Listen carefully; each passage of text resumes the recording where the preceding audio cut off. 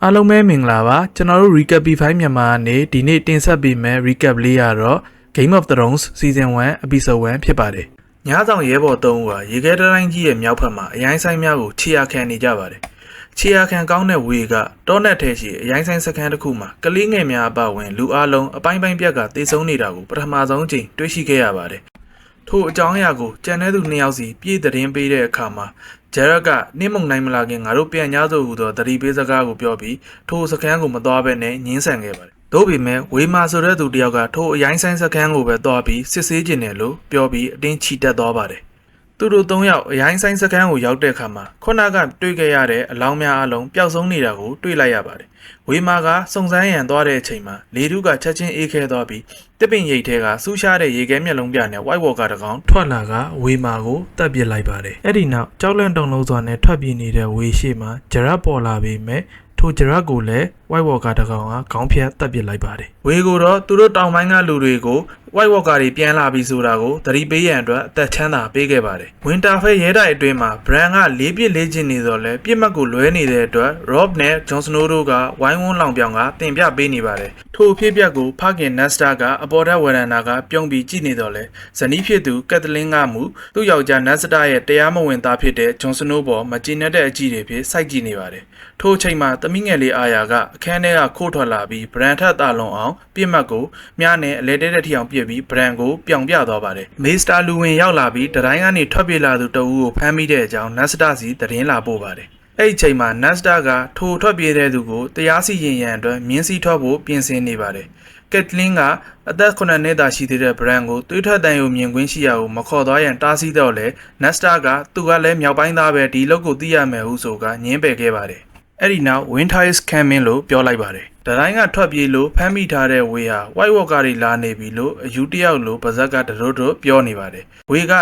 Ned Stark ကိုကျွန်တော်တိုက်ခိုက်သင့်ပေမဲ့ကြောက်လို့ထွက်ပြေးမိတာလို့ပြောပါတယ်။ White Walker တွေကအရန်ကြောက်ဖို့ကောင်းတဲ့အတွက်ခမရမိသားစုကိုလည်းသတိပေးပါလို့ထပ်ပြီးပြောပါတယ်။နတ်ကသူ့ရဲ့ဂန်နဝင်ဓာကြီးကိုထုတ်ကမင်းကြီး Robert ၏နာမတော်ဖြင့်ဝေဤခေါင်းကိုဖျက်ပလိုက်ပါတယ်။ Rob က Bran ကိုမျက်လုံးကိုမလွဲနဲ့လို့သတိပေးကထိုခေါင်းဖြတ်နေတာကိုကြည့်ခိုင်းပါတယ်။တရားစီရင်ချက်ချပြီးအပြန်လန်းမှာ Bran ကသူ့အဖေနတ်ကိုအဖေသူပြောတာအမှန်တွေပဲလား White Walker တွေကတကယ်ရှိရလားလို့မေးတဲ့အခါမှာနတ်က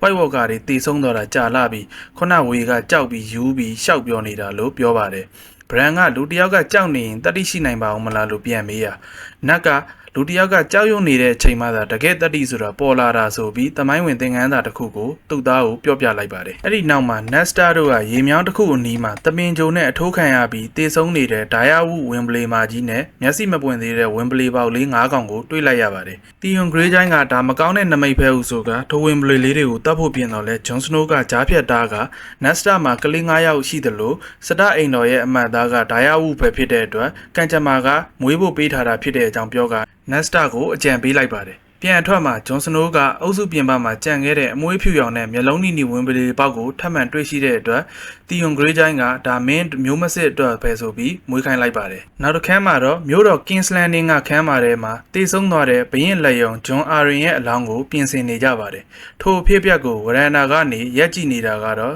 ဘရင်ကြီးရဲ့မိဖုရား Cersei Lannister ဖြစ်ပါတယ်။အဲ့ဒီအချိန်မှာပဲ Cersei Lannister ရဲ့မောင်ဖြစ်တဲ့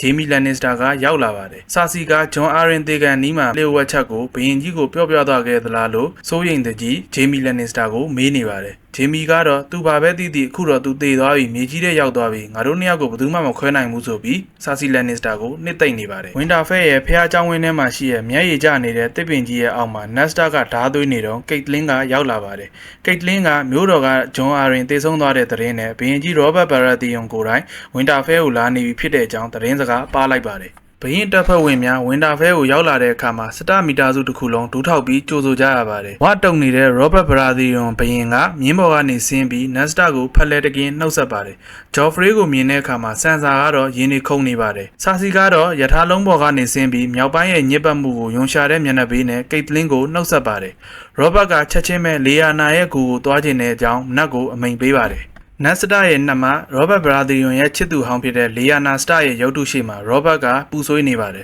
။ Robert ကသူ Targaryen တွေကိုနာကြည့်တဲ့အကြောင်းပြောပြီးသူ့ဘေးမှာသူယုံကြည်ရတဲ့သူတယောက်မှမရှိတဲ့အတွက် Ned Stark ကိုဘရင်လက်ယုံလောက်ခိုင်းဖို့ကမ်းလှမ်းပါတယ်။ ပြီးတော့သမီးဖြစ်သူဆန်ဆာကိုလည်းသူ့ရဲ့သားဂျော်ဖရီနဲ့ပေးစားမယ်လို့ကမ်းလှမ်းခဲ့ပါတယ်မျိုးပြင်ပြည့်တက်စာအိမ်မှာတီရီယွန်လန်နစ္စတာကမိန်းကလေးများနဲ့ပျော်ပနေပါတယ်ထို့အချိန်မှာဂျေမီလန်နစ္စတာကဝင်လာပြီးသူ့ကိုအမားဖြစ်သူဆာစီလန်နစ္စတာကလိုက်ရှာနေတဲ့အကြောင်းပြောပြပါတယ်တီရီယွန်ကရီမောပြီးတော့ငါအမေငါ့ကိုမွေးရင်းသေးကလေးကငါအမကငါ့ကိုတတ်ချင်နေတာလန်နစ္စတာတွေကအကျွေးတွေကိုအမြဲဆက်တယ်ငါလည်းအခုမြောက်ပိုင်းအကောင်မလေးတွေကိုကျွေးဆက်ပြနေတာဟုရှွတ်နှောင်းနှောက်ပုံစံနဲ့ဂျေမီလန်နစ္စတာကိုပြောလိုက်ပါတယ်နောက်တစ်ခါမှတော့ဝင်တာဖဲရဲတိုက်ကြီးတွင်မှာတောက်ပွဲစာပွဲကြီးကျင်းပနေပါတယ်ဆန်ဆာကသူ့မိခင်ဖြစ်သူဟာဂျော်ဖရီနဲ့လက်ထပ်ခွင့်ပေးရန်အတင်းပူဇာနေပြီးစာစီကတော့ဟန်ဆောင်ပြုံးများနဲ့ကိတ်လင်းကိုမျိုးတော်ကြီးအကြောင်းကြွားဝါနေပါတယ်အာယာကစပွဲပေါ်ကအစားအသောက်တွေကိုသုံးပြီးဆန်ဆာရဲ့မျက်နှာကိုလှန့်ပေါက်လိုက်ပါတယ်ထို့နောက်ဆန်ဆာကစိတ်ဆိုးသွားပါတယ်အဲ့ဒီချင်းရကိုမြင်သွားတဲ့ Rob ကအာယာကိုချီပြီးတော့အပြင်သို့ပို့ဆောင်လိုက်ရပါတယ်ဂျွန်စနိုးကတရားမဝင်သားဖြစ်တဲ့အတွက်ခမ်းမထဲမှာပျော်ပွဲရှင်ပွဲလုပ်ခွင့်မရပဲအပြင်ဘက်မှာဓားတိုင်းလေ့ကျင့်နေပါတယ်ထို့အချိန်မှာ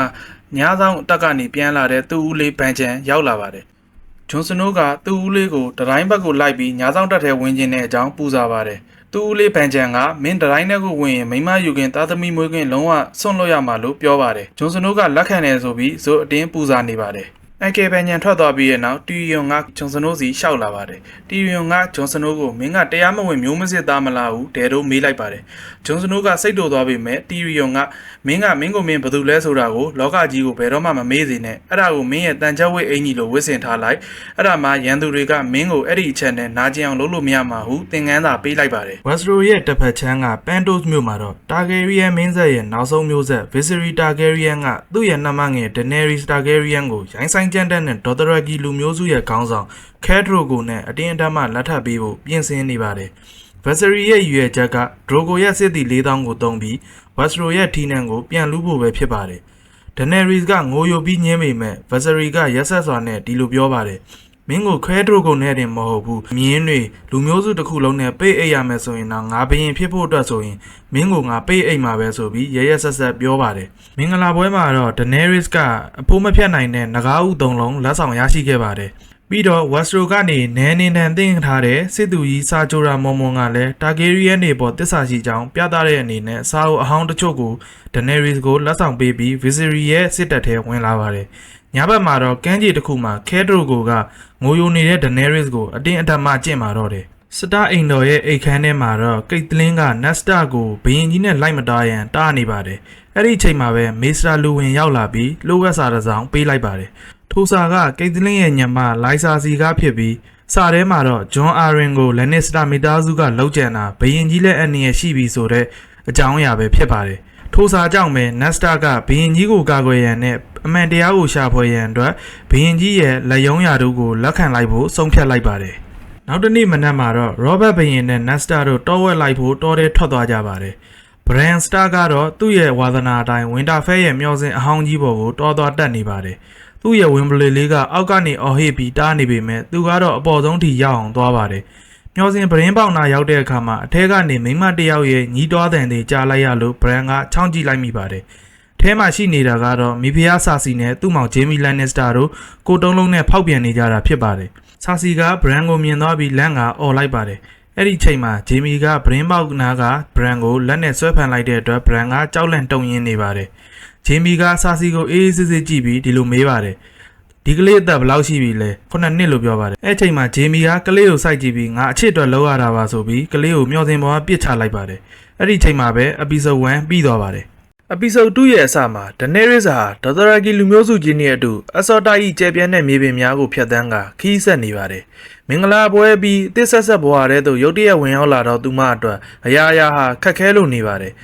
်နေ့စဉ်မြင်းစည်းရတဲ့အတွက်ကြောင့်ခန္ဓာကိုယ်နာကျင်နေရသလိုမိမိနဲ့မတူညီတော့လူမျိုးစုကြားတွင်လည်းအထီးကျန်စွာနေထိုင်နေရပါတယ်ထို့အချိန်မှာစာချိုရာမော်မွန်ကသူမအားအပိနှစ်သိမ့်ကတနေ့နေ့မှာတော့ဝက်စရိုကိုပြန်ရောက်နိုင်လိမ့်မယ်လို့ပြောဆိုခဲ့ပါတယ်နောက်တစ်ပိုင်းမှာတော့ညကအမူးလွန်ပြီးခွေးရည်နဲ့အတူတူအိတ်နေသောတီရီယွန်စီကိုဂျော်ဖရေးကလာရောက်ခဲ့ပါတယ်တီရီယွန်ကသူ့တူဂျော်ဖရေးကိုမျောစင်ပေါ်ကပြုတ်ကျတဲ့ဘရန်အတွက်စတာမီတာစုကိုတွားရောက်နှစ်သိမ့်ဖို့အမိန်ပေးပါတယ်ဂျော်ဖရေးကဒါမျိုးအပေးစကားတွေမလုံးနိုင်ဘူးလို့ပြောတဲ့အခါတီရီယွန်ကသူ့တူကိုပါတုံချက်ရိုက်ပြီးစုံမကမနက်စာစားဖို့ထွက်လာခဲ့ပါတယ်ဝင်တာဖဲရဲတိုက်ထဲမှာတော့ဂျေမီနဲ့ဆာစီတို့မနက်စာစားနေကြတော့တီရီယွန်လန်နစ္စတာရောက်လာပါတယ်မျောစင်ပေါ်ကပြုတ်ကျသွားပေမဲ့ဘရန်ကအသက်ရှင်သေးကြောင်းတီရီယွန်စီမှစာစီနဲ့ဂျေမီတို့သိလိုက်ရတဲ့အခါစိုးရိမ်ပူပန်သွားပါတယ် တီရီယွန်ကဘရန်ကသတိမရသေးတော့လဲအသက်မသေးသေးကြောင်းပြောပြပြီးသူကိုယ်တိုင်လည်းမျိုးတော်ကိုမပြန်သေးပဲဂျွန်စနိုးနဲ့အတူမြောက်ဖက်မှာရှိတဲ့ရေခဲနေရန်ကြီးစီသွားဖို့ဆုံးဖြတ်ထားပါတယ်ဘရန်ရဲ့အခန်းထဲမှာတော့ကက်သလင်းစတာကသတိမေမျောနေတဲ့သူ့ရဲ့သားရဲ့ဘေးမှာမအိပ်မနေစောင့်ရှောက်နေပါတယ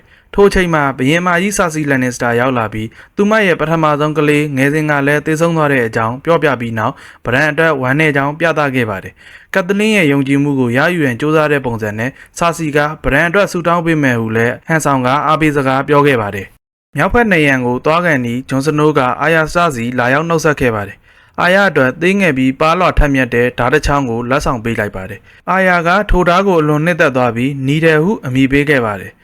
ထိုခန်းမှာမောင်နှမနှစ်ယောက်ကြားနှွေးထွေးတဲ့နှုတ်ဆက်မှုတစ်ခုကိုမြင်ခဲ့ရပါတယ်။အဲ့ဒီနောက်မှာဂျွန်စနိုးကဆက်လက်ပြီးတော့ဗရန်ရဲ့အခန်းကိုလ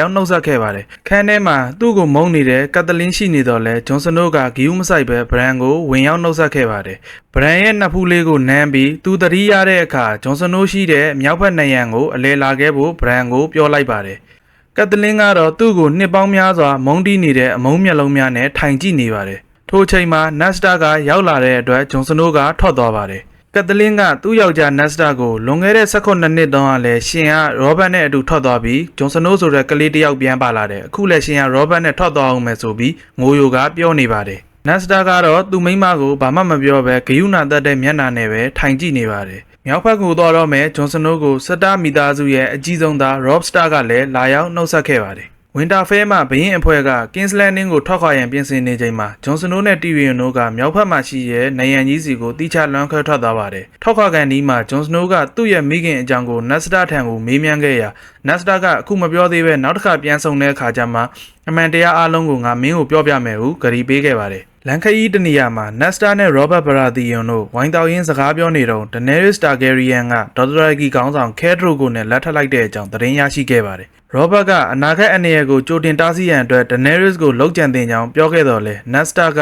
အပြစ်မဲ့တဲ့မိန်းကလေးတအူးကိုတပ်ဖြတ်ဖို့ပြင်းပြင်းထန်ထန်ကန့်ကွက်ခဲ့ပါတယ်။တခြားတစ်ဖက်ခီးလမ်းမှာတော့ဂျွန်စနိုးကတီရီယွန်ကိုဘာလို့စာအုပ်တွေကြီးအမြဲဖတ်နေတာလဲလို့မေးတဲ့အခါတီရီယွန်ကသူတို့မိသားစုမှာသူ့ကိုဂျေမီလန်နစ္စတာကဓာတ်တိုင်းမှာကျွမ်းကျင်တဲ့အတွက်သူကအုံနောက်မှာကျွမ်းကျင်ဖို့လိုတဲ့အကြောင်းပြောပြပါတယ်။တစ်ဖက်မှာတော့ဒနေရစ်ကနဂါးဥများပေါ်မျှော်လင့်ချက်ထားကကြောက်ရွံ့အားနည်းနေတဲ့မိန်းကလေးတအူးဖြစ်ကနေခေါင်းဆောင်တအူးဖြစ်လာဖို့စတင်ပြောင်းလဲဖို့ဆုံးဖြတ်လိုက်ပါတယ်။ဒေါ်ဒရာဂီလူမျိုးတို့ရဲ့ဘာသာစကားနဲ့ယဉ်ကျေးမှုများကိုသင်ယူပြီးသူ့ယောက်ျားခဲဒရိုကိုရဲ့အလိုကျတဲ့ဇနီးမယားအဖြစ်နေထိုင်ရန်ပြောင်းလဲခဲ့ပါတယ်။ညအချိန်ဝင်တာဖဲရဲတိုက်မှာစာကြီးတိုက်တစ်ခုမီးလောင်ကျွမ်းသွားပြီးလူအများမီးငိမ့်သက်ဖို့အလုံးရှုံနေတဲ့အချိန်မှာကျေးစားလူသက်သမားတအူးကဗရန်ရှိတဲ့အခန်းထဲသို့ဝင်လာခဲ့ပါတယ်။ထိုလူသက်သမားကဗရန်ကိုတတ်ဖို့ကြိုးစားတဲ့အချိန်မှာဗရန်ရဲ့အမေကက်သလင်းကပြန်လည်တိုက်ခိုက်ကကာကွယ်ခဲ့ပါတယ်။ထိုတိုက်ခိုက်မှုအတွင်းမှာကက်သလင်းရဲ့လက်ဝါးများပြင်းထန်စွာထိခိုက်နေတော့လေဗရန်ရဲ့ဝင်ပလေဆမ်မာကဝင်ရောက်တိုက်ခိုက်ကလူသက်သမားကိုကိုက်သက်ပစ်လိုက်ပါတယ်။ထိုလုံးကျမှုနဲ့ဆက်ဆက်ပြီးကက်သလင်းက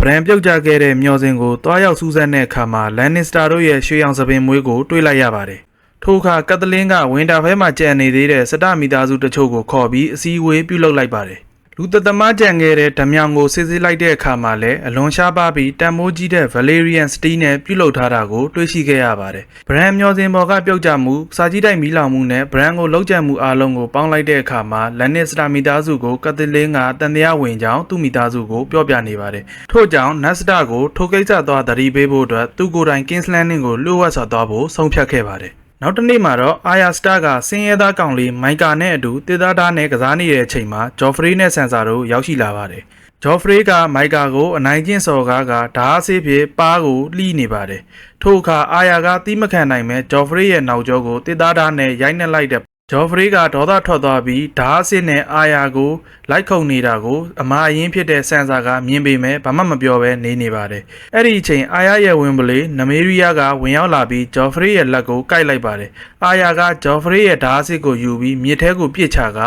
ခွေးနဲ့အတူထွက်ပြေးသွားပါတယ်။ဂျော်ဖရီးကဒဏ်ရာရသွားတဲ့အတွက်စစ်တပ်တစ်ဖွဲ့လုံးအာယာနဲ့နမေရီယာကိုလိုက်ရှာနေကြပါတယ်။အာယာကသူ့ရဲ့ဝင်ပလေနမေရီယာကိုအနေအကင်းစေဖို့အတွက်တောထဲကိုမောင်းထုတ်လိုက်ပါတယ်။အဲ့ဒီနောက်မှာဘရင်စစ်တပ်ရဲ့ဖမ်းဆီးခြင်းကိုခံလိုက်ရပါတယ်။